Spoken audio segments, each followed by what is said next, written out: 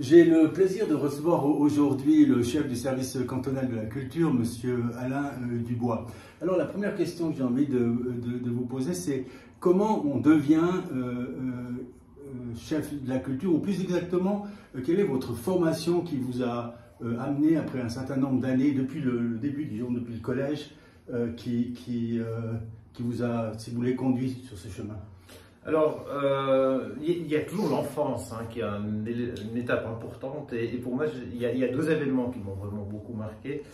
C'est d'une part, en troisième année primaire, la découverte de l'histoire. J'avais une enseignante qui était absolument extraordinaire et qui m'a donné ce virus, en fait, du domaine de l'histoire, du patrimoine de manière générale. Et j'ai su à l'âge de 8 ans qu'un jour, je travaillerais dans le domaine de la conservation du patrimoine. Et puis, il y a également, à l'entrée dans l'adolescence, l'arrivée des technologies de l'information et de la communication, qui m'a aussi littéralement fasciné pour tous les possibles que ça pouvait ouvrir. Et je me suis dit que, à côté de ma passion pour le patrimoine, il y avait également cette appétence pour le domaine des technologies, des nouvelles technologies de l'information. Alors, ça s'est concrétisé comment dans le cursus? Et alors, ça s'est concrétisé à travers une formation classique au collège, une maturité latin-anglais. Et puis ensuite, à l'université, comme je voulais travailler dans le domaine de la conservation du patrimoine, j'ai fait une formation en lettres classiques avec, d'une part, l'université de Fribourg, avec une licence en lettres, histoire moderne et contemporaine, et puis langue et littérature latine. Et à la fin de cette formation, une alternative, soit commencer une thèse de doctorat, soit se lancer plutôt dans une voie professionnalisante. Et je me suis inscrit à l'école des chartes, j'ai passé le concours et puis j'ai été reçu. L'école des chartes, c'est une école qui à Paris forme les conservateurs du patrimoine, qui travaillent en archives, bibliothèques et musées. Et j'ai rarement, en rentrant dans cette école, eu un tel sentiment de sérénité et de bien-être. Je peux dire que j'étais vraiment comme un poisson dans l'eau à Paris. Et ce que j'ai trouvé absolument extraordinaire dans cette formation, c'est que durant les 2 premières années, on nous donne tous les outils qui permettent de travailler sur le patrimoine de manière complètement transversale, indépendamment qu'on travaille dans un service d'archives, une bibliothèque ou un musée. Et je ne savais d'ailleurs pas dans quelle spécialité m'orienter. J'ai choisi de faire une thèse en histoire du livre et je voulais en priorité travailler plutôt dans le domaine des bibliothèques, et puis j'ai choisi au final les archives. Et donc en terminant cette formation en 2007, un poste se libérait aux archives d'État du Valais, et là j'ai travaillé plutôt dans le domaine des nouvelles technologies, en participant à la mise en place des projets de numérisation et puis également de dématérialisation des processus et des activités des unités administratives de l'État du Valais, et tout ce qui concernait la question de la préservation numérique. Alors, après cette description de votre chemin de formation, il y a une question qui me vient.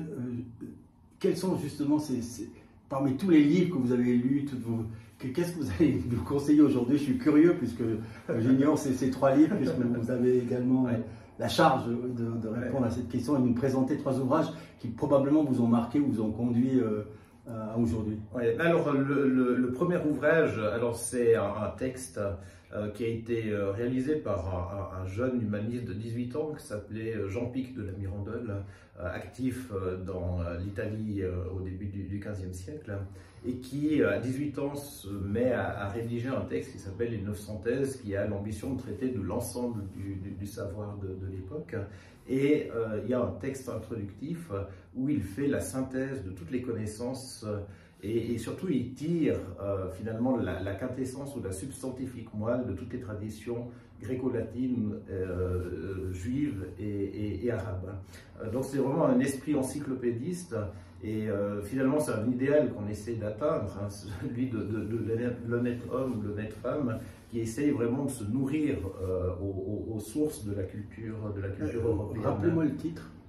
C'est l'introduction aux 900 thèses de Jean Pic de la Mirandole. D'accord, il est publié. Alors c'est un texte qui est en latin, que j'ai eu la chance de pouvoir étudier une première fois au collège à Saint-Maurice, avec un chanoine absolument extraordinaire, Roland Jacquenoux, qui avait des connaissances encyclopédiques et qui, dans le cadre du collège, délivrait un cours de niveau universitaire. Et même à l'université, j'ai rarement connu des cours aussi élevés.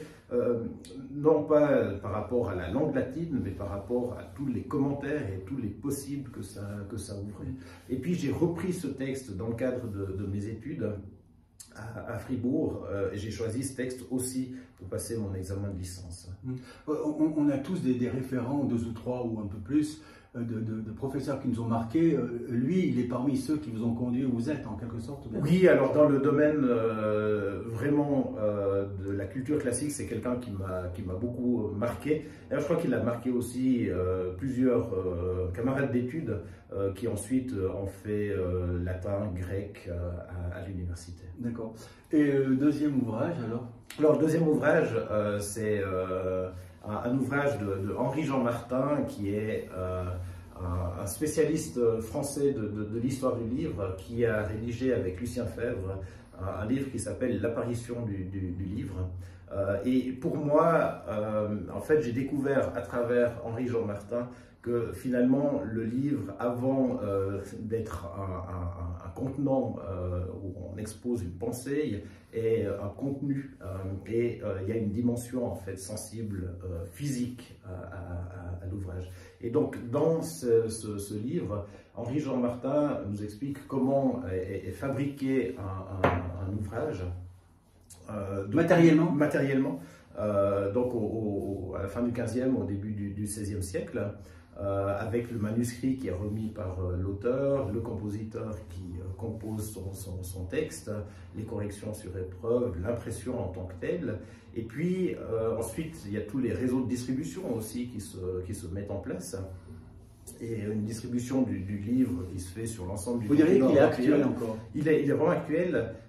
Et en fait, il m'a vraiment servi de source d'inspiration pour ma thèse d'école des chartes que j'ai consacrée à un imprimeur genevois, Jacob Steur, qui était originaire d'Ettingen, dans le Palatinat, et qui né en 1542 et qui, à la fin des années 1550, vient à Genève, fait un apprentissage de compositeur auprès de l'atelier de Jean Crespin, qui est l'atelier qui a imprimé tous les ouvrages de Jean Calvin, qui a participé vraiment à la diffusion de la réforme en Europe.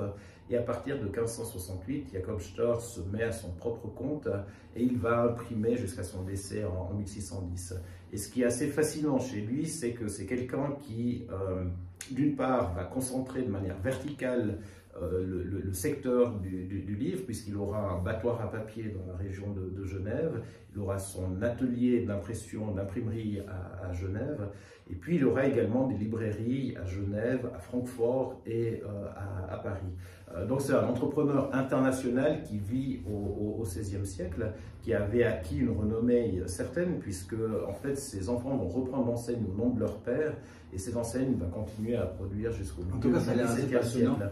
Et ce qui est extraordinaire avec Steur, c'est que c'est quelqu'un qui à la fois était acquis aux idées réformées, mais en même temps qui avait un sens des affaires très très développé, tant et si bien d'ailleurs qu'à Genève, il imprimait des ouvrages qui portaient l'adresse bibliographique de Genève pour pouvoir écouler les livres sur les marchés réformés de l'Europe. Et puis, il concluait des partenariats avec des marchands libraires lyonnais. Et une partie des ouvrages étaient donc imprimés au nom de Genève et l'autre partie au nom de Lyon. Et les ouvrages imprimés au nom de Lyon étaient écoulés sur le sud de l'Europe, ce qui permettait de couvrir l'ensemble de l'Europe indépendamment de la fracture confessionnelle. C'est quelqu'un qui est devenu extrêmement riche, qui a réinvesti en fait les montants gagnés dans l'imprimerie, dans l'acquisition de trains de campagne à Genève.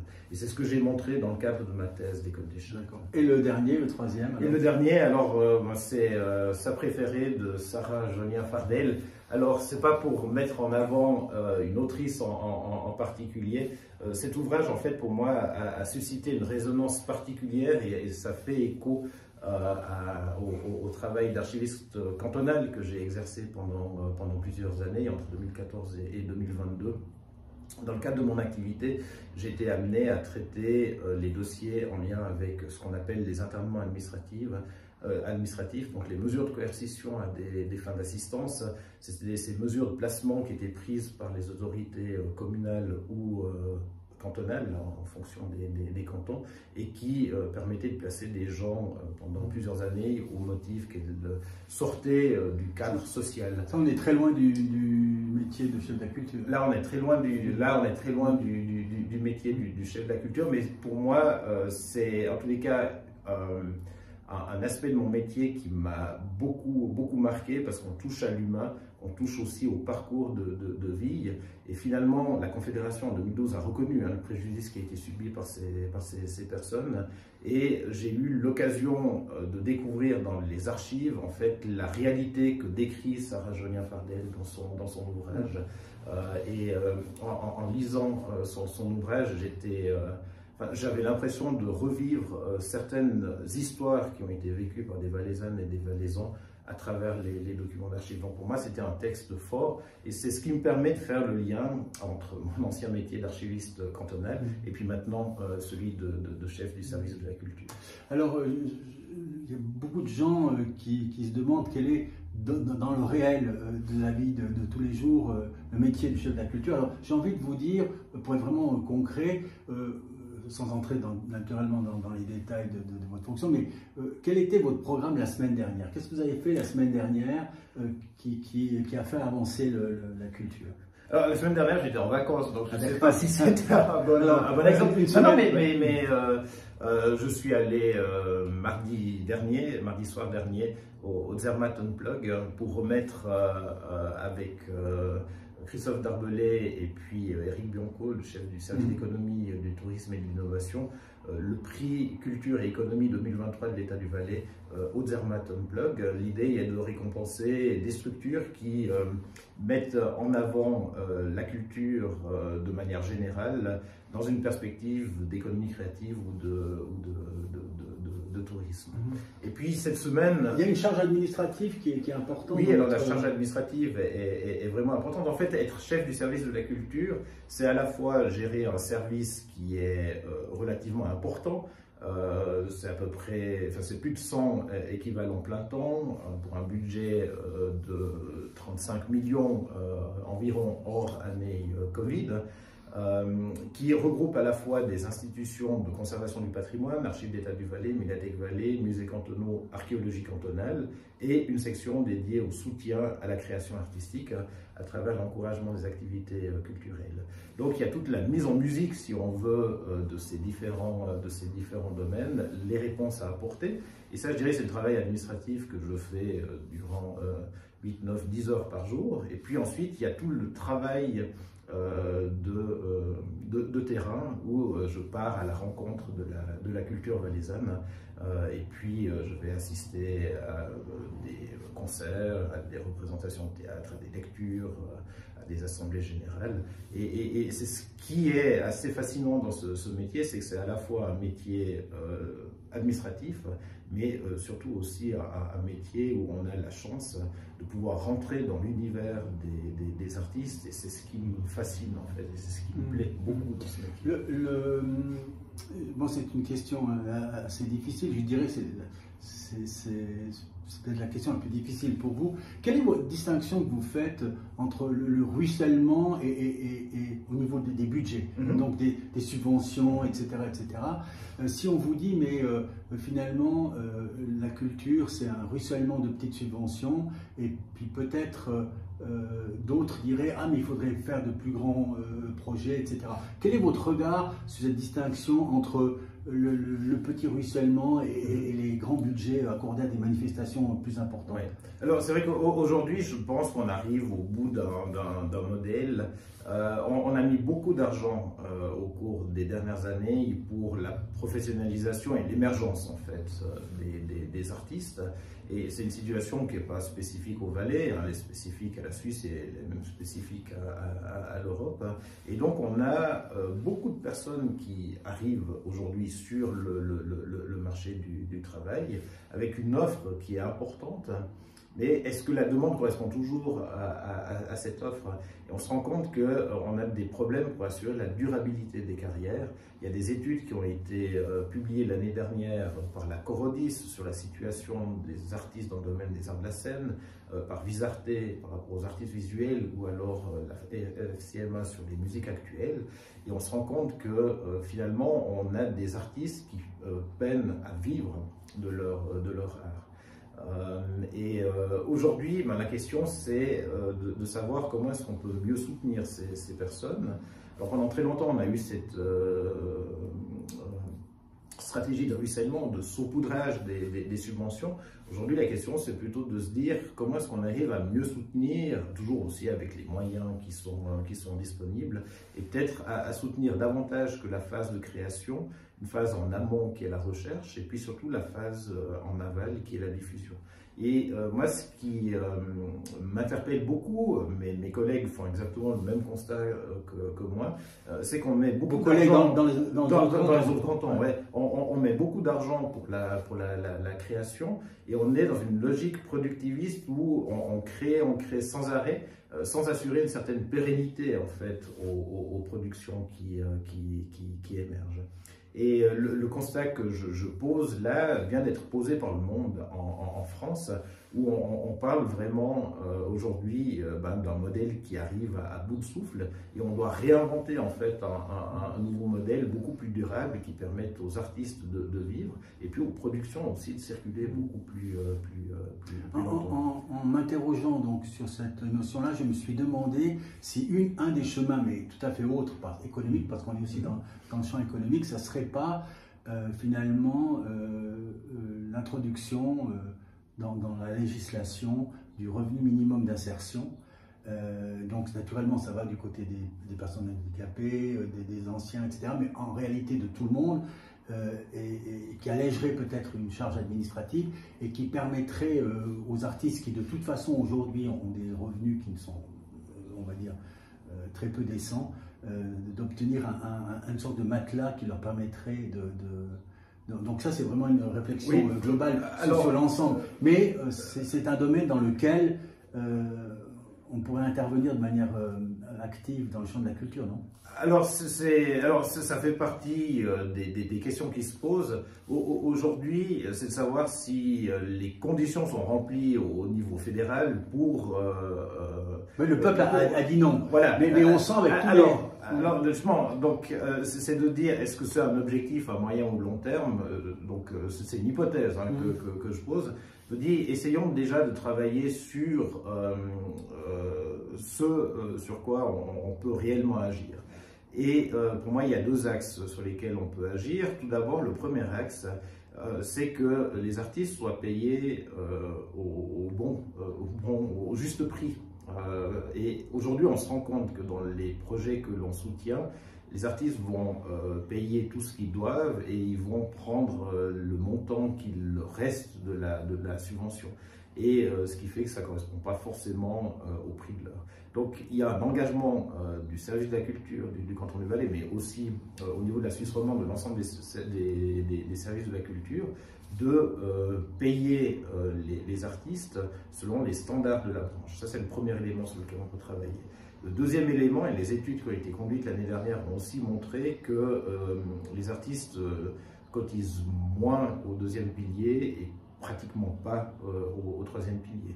Donc c'est dire, mettons en place aussi un système où on cotise dès le premier franc de salaire touché. Ça c'est le premier élément où on travaille vraiment sur... Là vous visez le long terme. Hein, sur le long terme.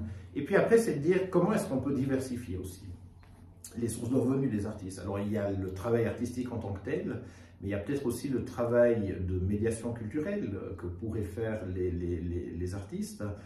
Et comment est-ce que les créations circulent peut-être davantage dans des lieux alternatifs, pas forcément les institutions ou les lieux de création, mais pourquoi est-ce que les artistes n'iraient pas faire des actions de médiation dans les écoles, auprès des EMS, dans les prisons, auprès des personnes qui sont en intégration. Voilà, ça c'est un élément. C'est interdépartemental. Ça c'est interdépartemental. Et pour moi, en fait, il y a un des objectifs aujourd'hui, c'est de dire comment est-ce qu'on rend la culture comme un élément fondamental de la vie, comment est-ce qu'on arrive à instiller la culture dans tous les domaines de la société. Et aujourd'hui, la société, elle est face à des défis globaux qui sont absolument gigantesques. Et en quoi est-ce que la culture peut nous aider à répondre à ces défis? Et pour moi, il y a deux axes sur lesquels on peut travailler. Le premier axe, c'est de dire les artistes sont toujours des gens qui réfléchissent au monde, mais de manière différente. Ils ont un discours disruptif. Et en quoi est-ce que l'artiste pourrait contribuer aux solutions qui devront être trouvées pour faire face aux défis auxquels on est confronté aujourd'hui? Et comment est-ce que les artistes pourraient, par exemple, faire partie de groupes de travail qui doivent réfléchir à telle ou telle situation? Et puis le deuxième élément, c'est ce que je disais, c'est qu'il faut essayer de mettre de la culture partout où on peut. Et alors c'est d'une part dans l'enseignement.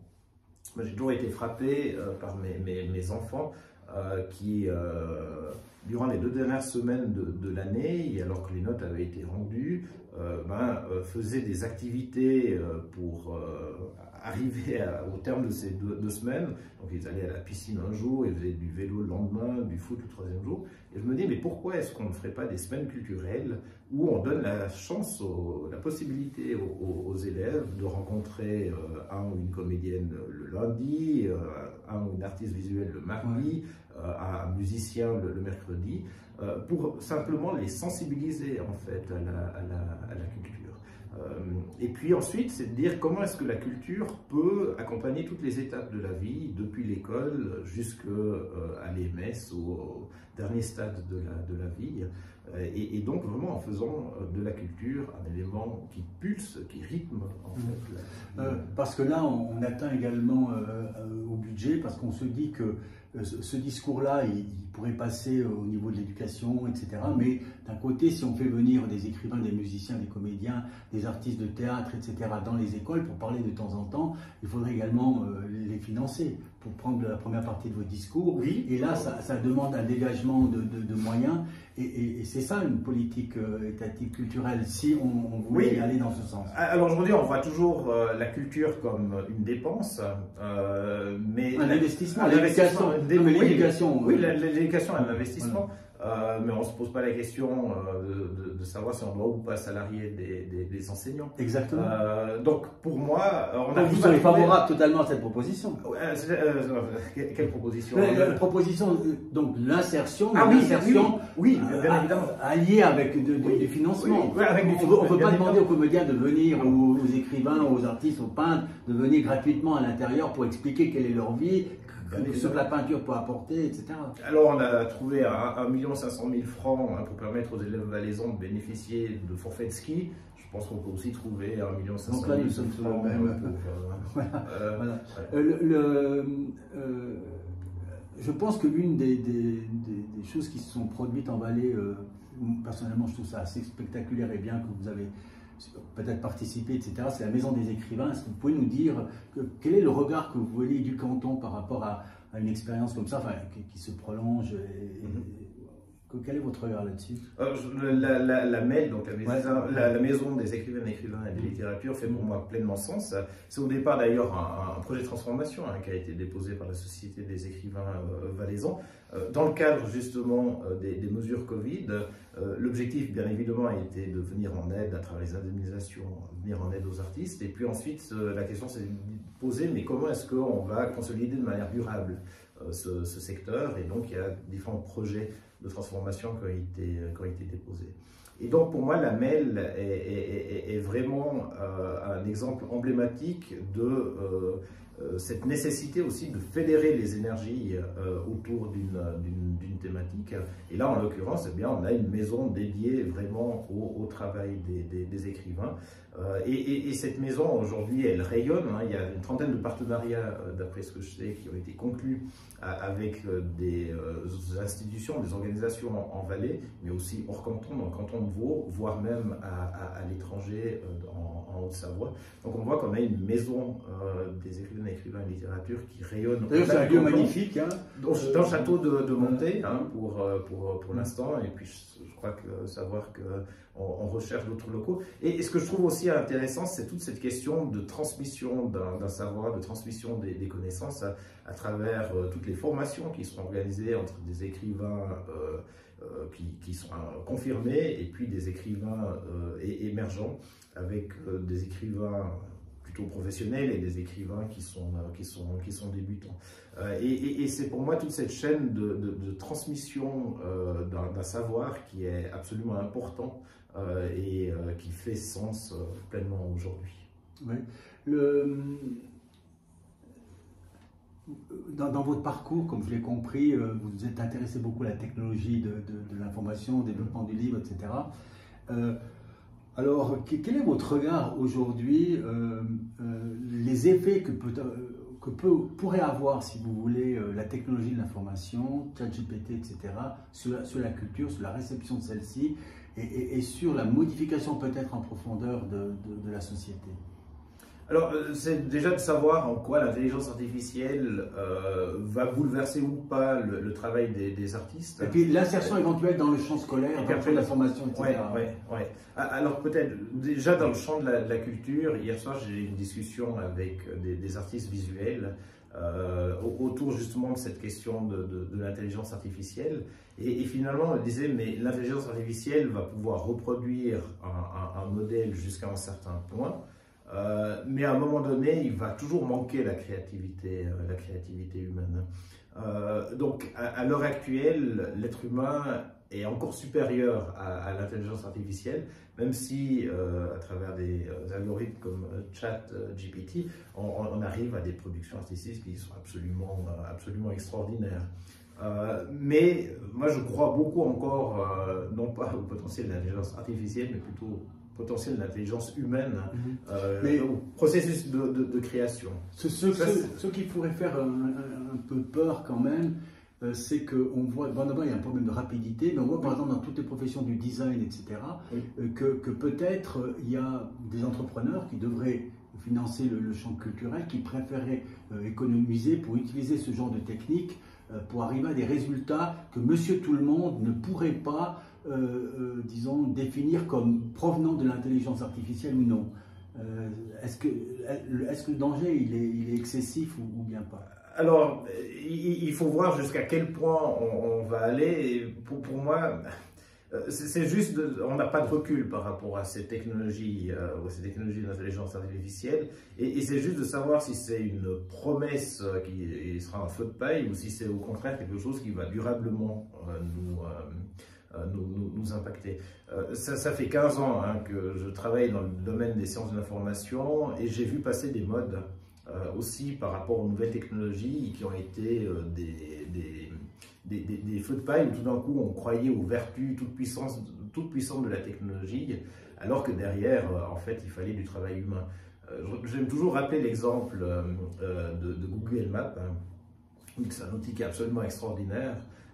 Alors derrière, il n'y a pas que de l'intelligence artificielle, il y a surtout de l'intelligence humaine, puisque Google a engagé 3000 personnes pour indexer manuellement les noms de rues.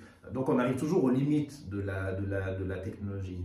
Et par rapport à l'intelligence artificielle, même si les progrès sont fulgurants, je crois qu'on n'arrivera jamais à atteindre l'intelligence humaine qui a cette capacité d'abstraction, de créativité que n'a pas forcément une intelligence artificielle.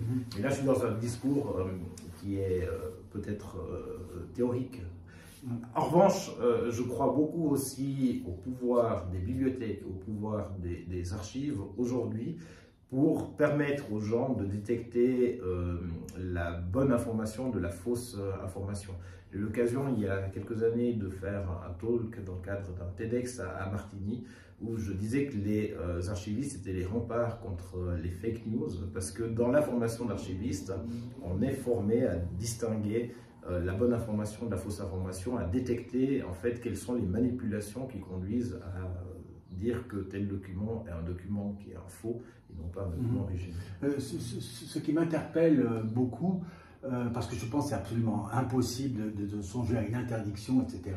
C'est comme au moment où on a trouvé, je sais pas, la bombe nucléaire, avec toutes les... Il y a des dérives positives et des dérives négatives à n'importe quel produit, mais ce qui m'interpelle, c'est que si je disais à ChatGPT demain, je suis un spécialiste du livre, merci de me faire un plan de l'histoire du livre, et puis ensuite de développer, disons, la partie 7 qui concernerait le Moyen-Âge, on aurait des textes qui tiennent vraiment la route. Et puis alors on se dit que le professeur qui donnerait cette charge de travail à un élève pourrait très difficilement, bon, il y a des outils qui sont en train de se combiner, mais pourrait très difficilement définir l'origine et la source. Donc, je m'interroge, est-ce qu'un jour, peut-être on aura chacun une petite puce qui fait que quand je cause avec M. Dubois, spécialiste du livre, je serai presque à même, grâce aux informations qui me seraient données, de dire ce que vous avez appris par toute une série de canaux de formation. Oui, peut-être qu'on arrivera à cet élément-là. Moi, ce que je sais, c'est que dès le moment où on a la technologie qui a permis voilà, de pouvoir peut-être faire du plagiat de manière beaucoup plus simple, on a aussi développé des outils qui ont détecté en fait ces fraudes. Oui. Et j'ai suivi beaucoup de travaux universitaires ces dernières années et les logiciels sont extrêmement poussés. On voit qu'on a systématiquement du plagiat pour les premières pages parce qu'on reprend les formules types qu'on doit prendre dans tout travail universitaire. Ensuite, par rapport à la question de la technologie, alors aujourd'hui on arrive effectivement à une utilisation assez massive de ces technologies.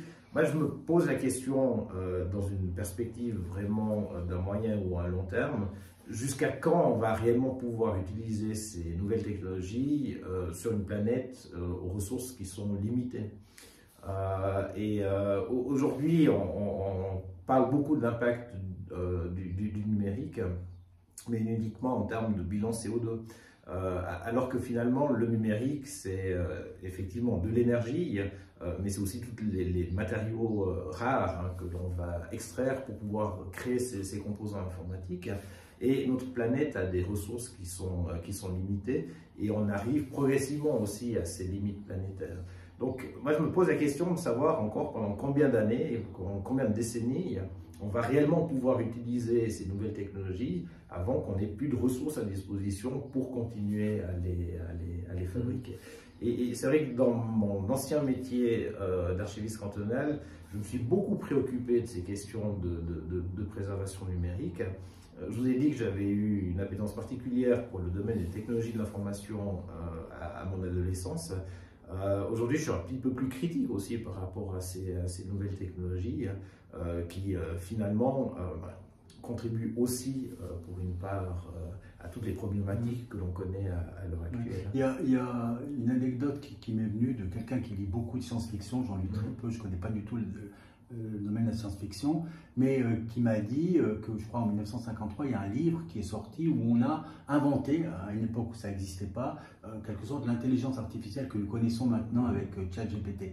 Et le dernier chapitre du livre, c'est en quelque sorte l'acceptation par des auteurs célèbres du moment de signer des textes pour obtenir des revenus dont ils n'ont pas écrit une ligne. Ça, c'est la fin. Donc, finalement, ChatGPT pourrait être un nègre des gens célèbres. Oui, mais comme on dit toujours aussi que Molière avait des nègres et que, voilà, il n'est pas l'auteur de tous les textes qu'on lui prête, Shakespeare également, ou Raphaël dans le domaine de l'art. Ouais. Et puis, maintenant, dans ce cadre-là, quel est votre regard sur l'acceptation ou non insuffisante ou excessive des outils de technologie d'information, les ordinateurs personnels, etc., dans le champ scolaire? Est-ce qu'on est dans le trop peu, le suffisant ou l'excessif? Personnellement, je ne suis pas certain que ça a été un outil qui a été réellement utilisé ou qu'il est dans le système, notamment valaisan. Oui, alors bon, je ne suis pas habilité à répondre à cette question. Non, d'accord, je comprends. Voilà, c'est juste un regard par rapport à ça. En tant que parent, voilà, je me rends compte que finalement, je pense qu'il est difficile dans le cadre de l'enseignement scolaire d'intégrer une réelle formation aux outils informatiques. Je fais référence par exemple aux élèves qui ont difficulté dyslexique, on accepte que ceux-ci puissent prendre des notes à l'ordinateur.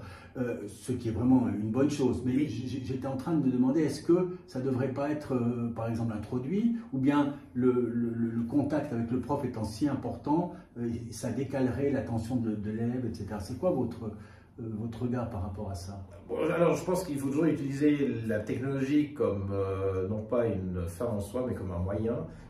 Et pour moi, l'interaction sociale, elle est absolument essentielle, elle est décisive. C'est-à-dire que moi, j'ai toujours été... c'est toujours les cours en présentiel qui m'ont marqué. C'est l'interaction avec mes profs ou avec mes amis qui ont été décisifs. C'est pas le travail à travers l'écran. L'écran est simplement un outil qui permet peut-être voilà, de remplir certaines fonctions. Après, je pense qu'on a un devoir peut-être d'éducation autour de l'algorithme, de l'utilisation de l'algorithme, de la manière de le configurer. Je travaillais sur un moteur de recherche fédéré et effectivement, en fonction des pondérations, on obtient des résultats qui sont complètement différents. En fonction de la pondération différente des champs. Donc c'est peut-être de ça dont on doit avoir conscience et qu'on doit sensibiliser les élèves à ces questions-là. Mais pour moi, on doit arriver vraiment à un équilibre entre enseignement en présentiel et enseignement en utilisant les nouvelles technologies.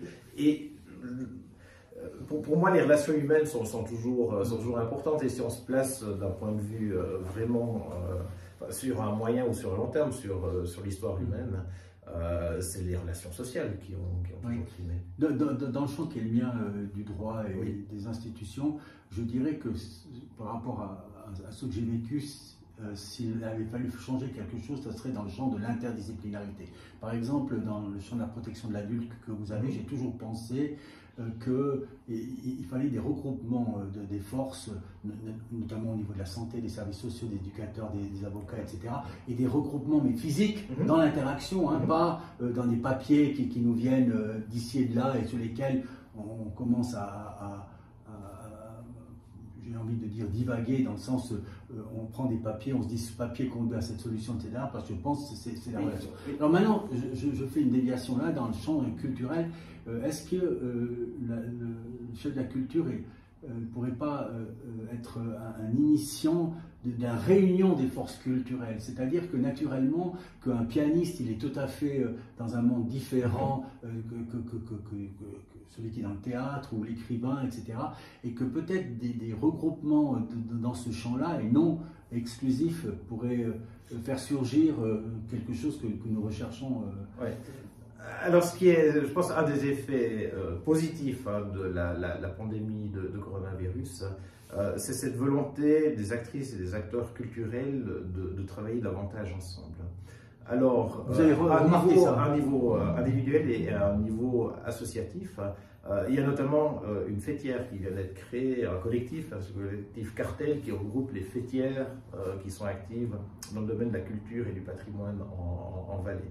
Donc là, on voit que les associations ont compris aujourd'hui qu'il était important de se regrouper pour porter et surtout défendre la culture dans les différents champs de la société. Et puis ensuite, en tant que chef du service de la culture, je vois aussi toutes les propositions qui sont déposées auprès de l'encouragement des activités culturelles. Et je me rends compte qu'on a de plus en plus de propositions qui sont à l'interface entre plusieurs disciplines, entre les arts visuels et la littérature, entre les arts de la scène et le domaine de la musique. Donc on voit que les artistes font aussi naturellement ce pas vers l'autre et réfléchissent de plus en plus de manière interdisciplinaire. Moi, je crois beaucoup à ces vertus-là parce que c'est à ces frontières en discipline que se font les meilleures innovations. Dans les écoles, il y a pas mal de troupes de théâtre maintenant, de plus en plus. Je ne sais pas à votre époque s'il existait ça serait un regret par rapport à ce que j'ai vécu. Il n'y avait pas encore ces demandes-là, alors dans d'autres pays il y avait. Le théâtre, c'est aussi un vecteur de formation, un vecteur de développement personnel, on va dire, qui peut être bon dans toutes les professions. Hein. C'est quoi votre regard sur cette activité? Est-ce que le service de la culture a un lien là avec le service de l'éducation, ou bien c'est totalement cloisonné? Alors bon, parce que quand on parlait tout à l'heure de la possibilité pour les comédiens, les artistes de venir dans le circuit, est-ce que là c'est pas quelque chose qui a développé de manière encore plus franche qu'elle l'a actuellement? Bon, on sait qu'il y a des troupes comme celle du Creuset, etc. Mais est-ce que dans le champ scolaire, ça ne devrait pas être quelque chose, une priorité, j'ai envie de dire? Oui, alors bon, il y a un dispositif qui s'appelle Étincelle de culture, hein, qui permet justement à des artistes de venir présenter leurs projets dans les classes. Ça, je dirais, c'est de manière générale. Et pour moi, toute initiative qui vise à promouvoir l'art et la culture au sein des écoles doit être prise. Et c'est vrai que je connais plusieurs personnes qui sont passées par les troupes de théâtre et qui aujourd'hui sont des professionnels aguerris. Christian Cordonnier, Izumi Grichting, Noémie Schmidt sont passés par des troupes de théâtre dans les établissements scolaires et hors école. Donc on voit comment à travers une formation on développe des talents, et puis alors bien évidemment tout le monde ne va pas émerger, mais en revanche ceux qui vont rester à un niveau amateur auront aussi une appétence et seront les consommateurs de culture de demain. Et pour moi, il est vraiment important qu'on puisse susciter ces éléments-là à travers la formation culturelle. Il y a notamment aussi tous ces cours de violon qui sont proposés à certaines classes, un violon dans ma classe, mais ça, je trouve que c'est aussi une initiative qui est intéressante et qui permet à l'ensemble des élèves d'une classe d'avoir accès à cet instrument. Donc je dirais que par rapport à la pratique artistique, c'est vraiment important de pouvoir soutenir ces éléments-là. Après, ça se fait dans le cadre scolaire, et le champ d'intervention du service de la culture est plutôt de soutenir la formation préprofessionnelle à travers le Conservatoire cantonal, l'EJMA, École de jazz et de musique actuelle, ou l'AMO, l'Allgemeine Musikschule Oberwallis pour le Haut-Valais. Après, ça c'est donc la formation culturelle. Et après, pour moi, ce qui est important, c'est aussi d'inciter les jeunes à développer une pratique culturelle.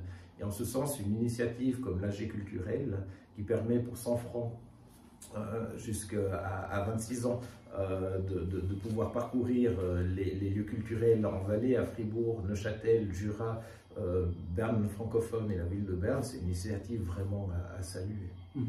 Et puis, quelle est votre réponse, j'ai envie de dire, aux personnes, je reviens dans le champ du ruissellement, qui présentent des projets au service de la culture, on peut présenter des bons projets, etc., et qui ont quelquefois le sentiment, c'est que c'est des réseaux antérieurs à la présentation des projets qui les font accepter, et que c'est peut-être pas toujours la qualité des projets. Ou alors, si vous voulez, c'est un peu la distinction qu'on pourrait avoir entre une attribution méritée et une attribution arbitraire d'une subvention. Je sais que là, on est dans un domaine qui est très difficile à gérer, mais quelle est la réponse que vous donnez à ces gens qui ont essayé de présenter 2 ou 3 fois des projets dont ils estiment être tout à fait en accord avec ce qui doit être fait au niveau invention, création, etc., et qui, entre guillemets, systématiquement sont dédaignés?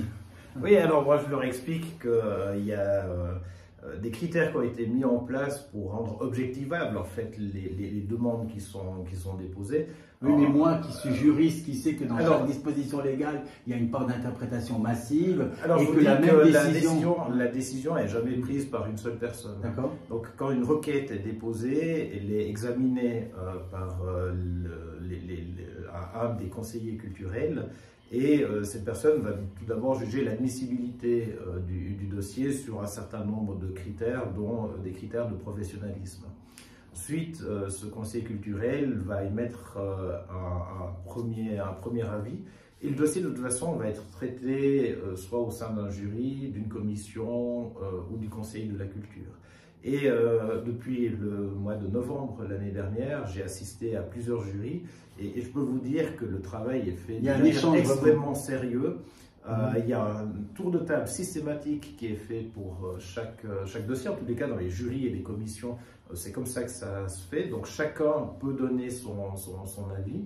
Et puis le préavis qui est donné par le conseiller culturel, voilà, il est pondéré, suivi. Parfois, c'est un autre préavis qui ressort.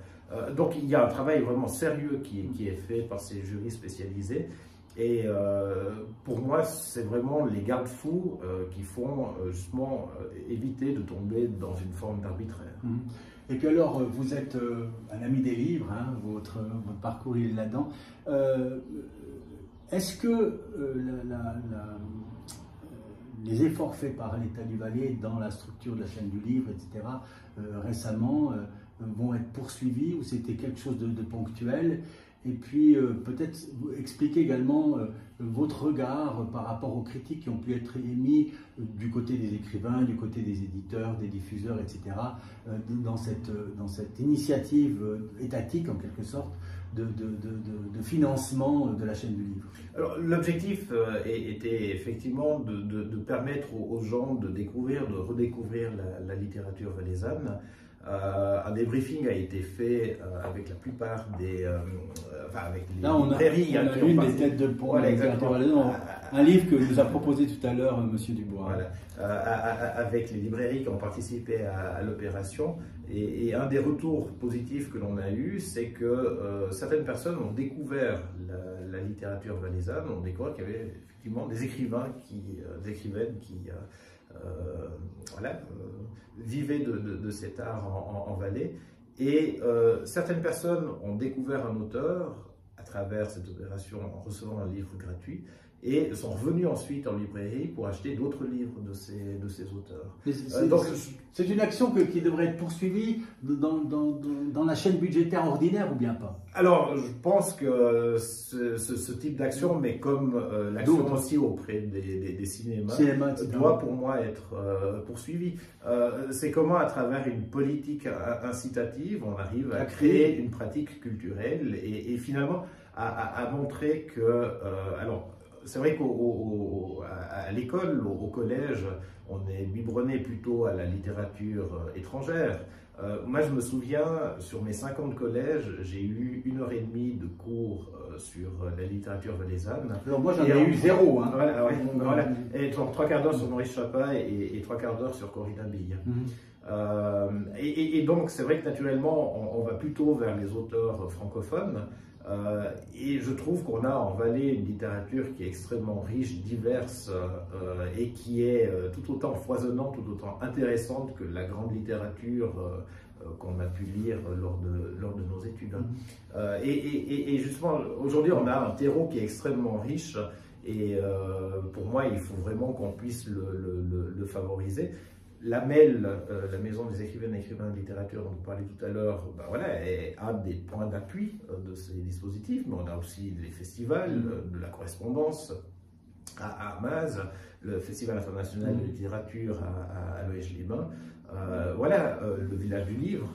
Donc on voit qu'on a ces initiatives et c'est de voir comment est-ce qu'on arrive à se regrouper pour... Mais là, on a eu des initiatives ponctuelles de nature financière. Oui. Est-ce que le résultat dans l'après-coup, c'est quelque chose de satisfaisant ou bien...